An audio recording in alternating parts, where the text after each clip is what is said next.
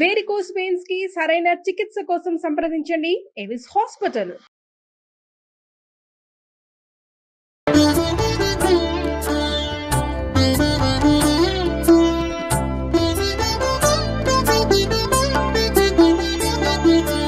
నమస్కారం. మాఘపురాణం 24వ అధ్యాయంలోకి వచ్చాం. ఇంద్రాది దేవతలు పారిజాత పుష్పాల మీద ఆశతోటి వచ్చి సత్యజిత్తు యొక్క పారిజాత వనందు మహిమ కోల్పోయి పడిపోయారు. విష్ణుమూర్తి దగ్గరికి వెళ్ళిన నారదుడు ఈ విషయం అంతా వివరించగా ఆయన ఏం చెప్పారంటే, ఏకాదశి తిథి నాడు గనక ఇతను ఉపవాసం ఉంటే అతను కోరిన కోరికలు తీరుస్తాను నేను, వీళ్ళ కోసమే, దేవతల కోసమే అతను ప్రార్థిస్తున్నాడని విష్ణుమూర్తి నారదుడికి తెలియజేశారు. తర్వాత ఏం జరిగిందో చూద్దాం. ఈ సత్యజిత్తు ఏకాదశి యందు భార్యతో పాటు ఉపవాసం ఉన్నాడు. భగవంతుని శ్రీహరిని గంధపుష్పాదులతోటి అర్చించాడు. దేవతల హితాన్ని కోరి శ్రీమన్నారాయణ్ణి నిరంతరంగా జపిస్తూ అష్టాక్షరీ మంత్రం జపాన్ చేసుకుంటూ జాగరణం చేశాడట. ఏకాదశి నాటి రాత్రి మొదటి జామునందే శ్రీహరి సత్యజిత్తుకు ప్రత్యక్షమయ్యారు. సత్రాజిత్తు పేరులాగా అనిపిస్తోందండి, అందుకని పొరపాటున ఎంతసేపు ఆ పేరు వస్తుంది. సత్యజిత్తు ఈయన పేరు. నీలమేఘం వలె నల్లని ఛాయ, నల్లని ముంగురులతో పద్మనేత్రాలతో ప్రకాశించు తిలకంతో విచిత్రమైన మకర కుండలాలు ధరించి వాటి కుండలాల కాంతితో చెక్కిళ్ళు ప్రకాశిస్తూ ఉండగా ఉన్నటువంటి సూర్యకాంతిని మించిన కిరీట కాంతితోటి హారకేయూరాది విభూషణములతో పచ్చని పట్టుబట్టను కట్టి మనోహరమైన జగన్మోహనమైనటువంటి రూపంతో గరుక్మంతుని ఎక్కి భగవంతుడు వచ్చెను అని చెప్తున్నారు. మునిగణములు శ్రీమన్నారాయణ్ణి స్తుతించుచూ భార్యతో పాటు, ఈ మునిగణాలంటే అక్కడ ఇంకా ఈయనతో పాటు చాలామంది జాగరణ చేస్తారు. సాధారణంగా ఏకాదశి జాగరణలు ఇళ్లలో ఒంటరిగా చేసేవాళ్ళు కాదండి, చుట్టుపక్కల వాళ్ళందరంటే ఒక చోట కూర్చుని చేసేవాళ్ళు. దేవాలయాల్లోనూ ప్రార్థనా మందిరాలు ఉండేవి అప్పట్లో. ఎలా అంటే మండపాలు లాంటివి అనమాట. అందరూ సామూహికంగా చేసేవాళ్ళు. జాగరణ ఏంటంటే విష్ణు జాగరణం, అంబా జాగరణం చేస్తారు మన వైపు. నార్త్ ఇండియాలో ఎక్కువగా ఉంటుందండి, జగరాత అంటారు దాన్ని. ఏకాహం ఒక రాత్రంతా చేస్తారనమాట. అలాంటి పద్ధతులు ఉండేవి అప్పట్లో. వీళ్ళంతా మునిగణాలంతా ఆయన భగవంతుని చూడంగానే స్తుతిస్తూ ఆయన పాదాల మీద పడిపోయారు.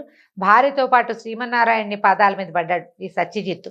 నాయన, నువ్వు కోరిన వరాన్ని ఇస్తాను, కోరుకోమన్నాడట నారాయణమూర్తి. అప్పుడు సత్యజిత్ ఏమన్నాడంటే, దేవా, ఇంద్రాదులకి పూర్వం వలె సంచరించే శక్తి నీవు, వాళ్ళ మీద దయుంచు, తర్వాత నాకు నా భార్యకి నీ సాన్నిధ్యాన్ని అనుగ్రహించిన ఆయన చాలు అన్నాడు. శ్రీహరి దయతో అతని కోరికని అంగీకరించాడు. పోయి ఇలా చెప్పాడనమాట, ఈ ఏకాదశి తిథి సమస్త పుణ్యాలని ఇస్తుంది. నేను ఈ తిథి అందే నీకు ప్రసన్నుని అయ్యాను కాబట్టి ఈ తిథి నాకు సంతోషాన్ని కలిగించే తిథి. నువ్వు నీ భార్య ఈ పారిజాత వృక్షాన్ని పెకరించి ఇంద్రుడికి ఇవ్వండి. పవిత్రము, వనవాసి, నాకు ఇష్టమైన ఈ తులసిని నాకివ్వు, నీకు శుభం కలుగుతుంది, మరి ఒక ఆలోచన వలదు అని పలికాడట. అప్పుడు సత్యజిత్తు సరే అని ఒప్పుకున్నాడు. మర్నాటి ఉదయం భార్యతో కలిసి పారిజాత వృక్షాన్ని పెకలించి భూమి నుంచి ఇంద్రాదులకు ఇచ్చేశాడు. తులసిని లక్ష్మీపతియగు శ్రీహరికి సమర్పించాడు. ఈ శ్రీహరి అనుగ్రహం వలన ఇంద్రాదులంతా శక్తివంతులై శ్రీమన్నారాయణుడికి నమస్కరించి నిల్చున్నారు. అప్పుడు శ్రీహరి ఇంద్రాదులు వింటుండగా సత్యజిత్తుని వాని భార్యను చూసి ఇట్లా అన్నారట. ఏమని? ఈ ఏకాదశి తిథి నాడు నీవు భక్తితో ఈ విధంగా నన్ను పూజించి నా అనుగ్రహాన్ని పొందటం వల్ల మిక్కిలి ఉత్తమమైనది, నాకు మిక్కిలి ఇష్టమైనది. ఈ ఏకాదశి తిథి సర్వజీవుల పాపాలన్నింటినీ పోగొట్టి అనంత పుణ్యాన్ని ఇస్తుంది. మందమతులైన మానవులు ఈ విషయాన్ని ఎప్పటికీ గ్రహించలేరు. పాడ్యమి నుండి 10 దినములు యథాప్రకారం భుజించి ఏకాదశి నాడు ఉపవాసమును జాగరణమును చేసి నన్ను స్మరించువారు నా సాన్నిధ్యాన్ని పొందుతారు. ఇహలోకంలో సర్వసుఖాలు సర్వశుభాలని పొందగలరు. నాకు సంతోషాన్ని ఇచ్చేటువంటి ఈ తిథి ఉత్తమ సంభావననిచ్చి వేల కొలది అశ్వమేధములు చేసిన వచ్చు పుణ్యాన్ని ఇస్తుంది. అంటే వేల కొలది అశ్వమేధాలని అద్భుతమైన సంభావనలతోటి కనుక చేస్తే ఎంత పుణ్యం వస్తుందో ఈ తిథి నాడు చేసేటువంటి ఉపవాస జాగరణాదులు అంత ఫలితాన్ని ఇస్తాయట. ధర్మవేత్తలకు మునులను ఈ తిథి మిక్కిలి పుణ్యప్రదమని చెప్తారు. 12వ రోజున దేవతలకు మరలా శక్తి పుష్టి కలుగుట చేత ద్వాదశి తిథిని ప్రాణదాయిని విష్ణుప్రియ అని అందురు. అజ్ఞానము చేత ఏకాదశి యందు భుజించువారు మహాపాపాల్ని పొందుతారు. దశమి నాటి రాత్రి భోజనమును మాని ఏకాదశి నాడు 2 పూటలా భోజనాన్ని మాని ద్వాదశి నాడు మధ్యాహ్నము ఒకసారి, పొద్దున ద్వాదశి నాడు పగలు భుజించి రాత్రి భుజించకుండా ఉంటే గనక దీన్ని చతుర్భుక్త వర్జితమైన ఏకాదశి ఉపవాసం అని అంటారు. అంటే ఏకాదశికి ముందు రోజు రాత్రి కూడా అన్నం తినకూడదు. ఉపవాసం అంటే తేలిగ్గా ఫలహారం లాంటివి తీసుకోవచ్చు. పూర్తిగా వర్జించి ఉండగలిగే మహానుభావులు ఎవరైనా అంటే మంచి బలశాలులు వాళ్ళు కూడా ఉండొచ్చండి. దశమి నాటి రాత్రి అభోజనం, భోజనం అన్నం తినకూడదు. ఏకాదశి నాడు 2 పూటల అంటే పొద్దున రాత్రి కూడా ఏమీ తినం. మరి ద్వాదశి నాడు అంటే 4వ పూట పొద్దున ద్వాదశి నాడు పారణ చేస్తాం. ద్వాదశి నాడు అన్నపానాదులన్నీ సక్రమంగా పాయసం, పప్పు, చారు అన్నీ వండుకుని చక్కగా భోజనం చేయొచ్చు. ఎవరికైనా భోజనం పెట్టటం, ఎవరితోటన్నా కలిసి పారణ చేస్తే విశేషమైన ఫలితం ఉంటుంది. ఈ రోజుల్లో ఎవరిని పిలవలేమంటే ఏ దేవాలయంలో ఎవరికైనా ఇవ్వాలి, ఇంకంతకంటే ఏం చేయలేకపోతాం. మళ్ళీ ద్వాదశి నాటి రాత్రి కూడా అన్నం తినకూడదు. ఇప్పుడు మనం ఎంత మానినట్టు, ఒక దశమి నాటి రాత్రి, ఏకాదశి రెండు పూటలు, ద్వాదశి నాటి రాత్రి, ఇట్లా చతుర్భుక్తం 4 భోజనాల్ని మానేసిన ఉపవాసమే సరి అయిన ఏకాదశి ఉపవాసం అని చెప్పబడుతుందట. ఈ ప్రకారం చేసిన ఉపవాసం సంపూర్ణంగా పుణ్య ఫలితాన్ని ఇస్తుంది. పుణ్యప్రదమైన హరివాసరమున ఉపవాసము సంపూర్ణ పుణ్యఫలాన్ని ఇస్తుంది. దాంతోపాటు ఈ ఉపవాసము హరివాసరంలో ఉపవాసము జాగరణము చేసి నన్ను యథాశాస్త్రంగా పూజించిన వాడు నాకు ఇష్టడు. జాగరణ ఇవాళ రేపు చేయలేకపోతున్నామండి. ఎవరైనా నలుగురితో కలిసి ఉన్నప్పుడు, మన వాళ్ళు నలుగురు ఉన్నప్పుడు జాగరణ చేయగలుగుతాం. ఒంటరిగా జాగరణ చేయటం కొద్దిగా కష్టం అవుతుంది. జాగరణానికి పూనుకోకండి, ఒక్కరే ఉండలేకపోతారు రాత్రిళ్ళు. గ్రూప్ తోటి కలిసి ఉండాలి, సమూహంతో కలిసి ఉంటే మనం జాగరణ చేయగలుగుతాం. నా లోకాన్ని చేరతాడట యథాశాస్త్రంగా పూజించిన వాళ్ళు. ఇటు ఏకాదశి ఉపవాసం చేసిన ఉపవాసము సంపూర్ణ పుణ్య ఫలదాన్ని ఇస్తుంది. తర్వాత ఇటు ఉపవాసం చేసిన వాడినే కాకుండా వాడి కులములో వాళ్ళందరినీ రక్షించి అనేక యజ్ఞాలు చేస్తే వచ్చే పుణ్యాన్ని ఇస్తాము. కులము అంటే ఇప్పుడు మనం చెప్పుకునేది కాదండి, వంశం.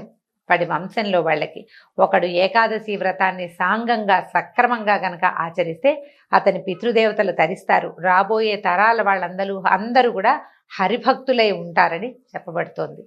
ఈ కులము అనే పదాలు ఇందులో వచ్చే పురాణాల్లో వచ్చే వాటిని మనం చెప్పుకునే వీటికి కాస్ట్కి వాడుకోకూడదండి. అయితే 4 వర్ణాల వాళ్ళు, సన్యాసి, వానప్రస్థుడు, స్త్రీ, బాల, వృద్ధులు అందరూ ఏకాదశి నాడు భుజింపరాదు. ఏకాదశి నాడు స్త్రీ సుఖము, నిద్ర, అన్నము వీనిని విడిచి నన్ను పూజింపవలను. నా పాదోదకమును సేవింపవలను. అన్ని మాసములందును కృష్ణ శుక్లపక్షముల 2 వచ్చే ఏకాదశులని ఇలాగే ఉపవాసం ఉండాలి. తర్వాత చాంద్రాయణాది వ్రతముల్ని ఆచరించడం వల్ల వచ్చే పుణ్యము ఏకాదశి ఉపవాస వ్రతం వల్లే వస్తుంది. చాంద్రాయణ వ్రతాలు అవన్నీ కొంచెం కష్టసాధ్యమైన వ్రతాలండి. చాంద్రాయణ వ్రతం అవి కొంచెం కష్టం, చేయలేకపోతాం. అలాంటి వ్రతాల కష్టసాధ్యమైన వ్రతాల వల్ల వచ్చే ఫలితము ఇట్లా ఏకాదశి ఉపవాసం ఉంటే కూడా లభిస్తుందట. తర్వాత కావున మానవులారా, మునులారా, యోగులారా, నా భక్తులారా, మీరెవరును ఈ ఏకాదశి నాడు అన్ని మాసములందును 2 పక్షములందును అన్నము భుజించరాదు. ఇది సత్యము. ఇట్లు ఉపవాసము చేసిన వాడు నా లోకమును చేరి నన్ను పొందును. ఇది తథ్యము అని ఉచ్చేశ్రవంతో పెద్ద కంఠంతో బిగ్గరగా పలికాడట. ఆ తర్వాత ఏం చెప్తున్నారు? కృష్ణవద మహర్షి జనుమునికి చెప్తున్నారనమాట.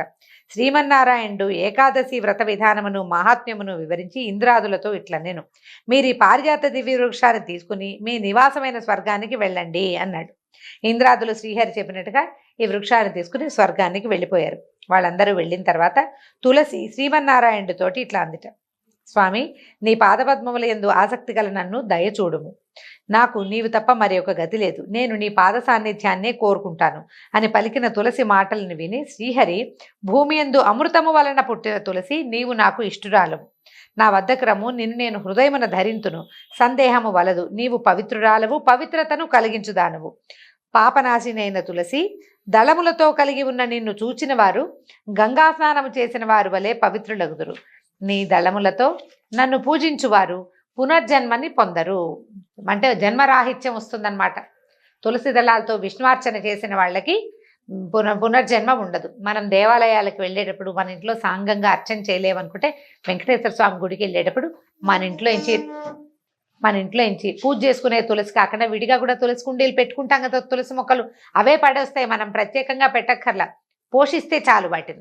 వాటి నుంచి 4 తులసి దళాలు తీసుకెళ్ళి వెంకటేశ్వర స్వామి దేవాలయము, నరసింహస్వామి దేవాలయము, రామాలయము, వేణుగోపాల స్వామి దేవాలయము, ఎక్కడో ఒక చోట విష్ణువాలయంలో గనక తులసిని సమర్పిస్తే, ఇప్పుడు మనం బయట ఇంత పెద్ద పెద్ద దండలు ఉంటామండి, అంత చెట్లుగా ఉంటాయి, కొనగలము, కొనలేకపోతాము.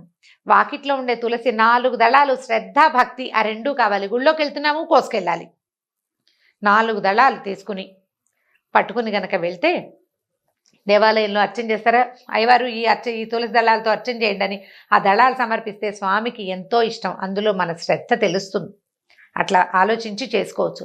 దండలుగా కట్టి వేయించాలని భావించకండి అని లేవనుకోవద్దు. 4 దళాలు స్వామివారు ఒక్క తులసి దళం బరువుతోటి తూగేవాడు. ఆయనకు ఒక్క దళం కూడా చాలు.